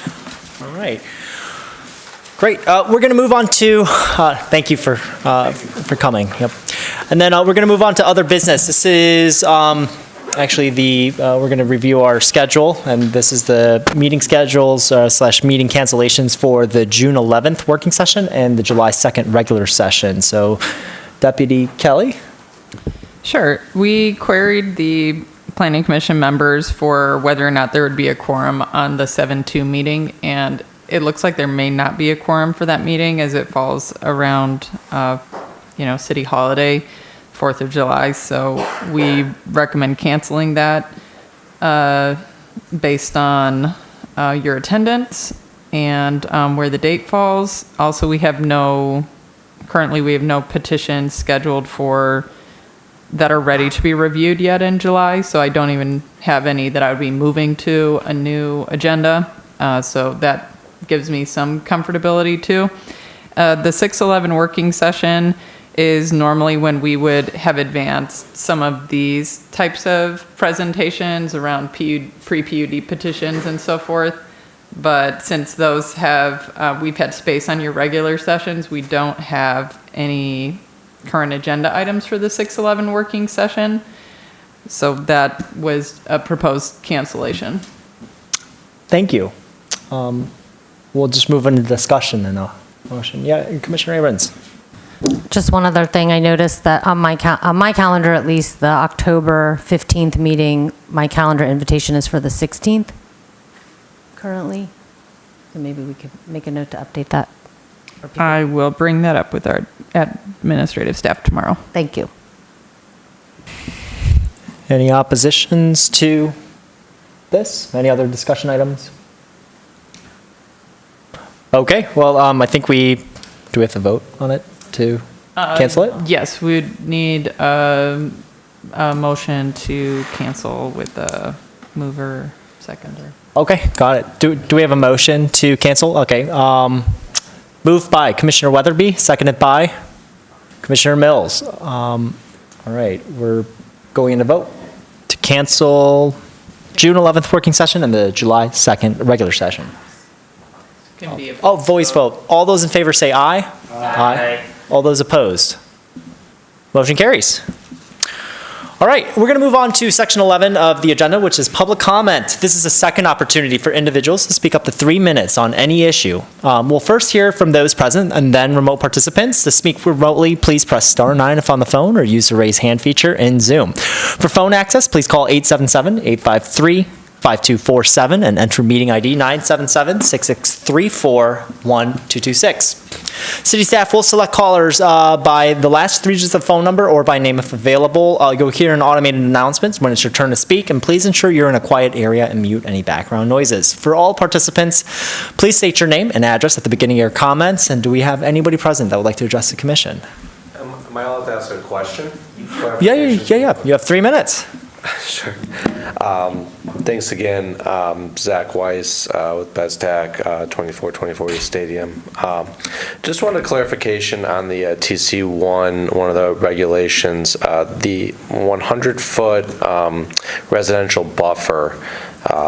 Sort of my question was, what was the reasoning behind enacting that? And in the specific case of the Washtenaw Stadium split, if the regulation is from a signalized intersection, I guess where's the measurement take place and how does it affect residential development along that corridor? So I don't know if... Thank you. Sorry, I know that was highly specific, but you can I figured pose while I a was still question, here. but the planning commission isn't obligated to answer because it's strictly comment. Okay. So it's at their discretion you still have time on the clock if you'd like to use it. No, that was it. I just wanted clarification while I was still here, so. Got it, thank you. Thank you. Do we have anyone else present that would like to address the commission? We'll try to get back to you on that 100 questions. Thanks, Charlie. Ken Garber again.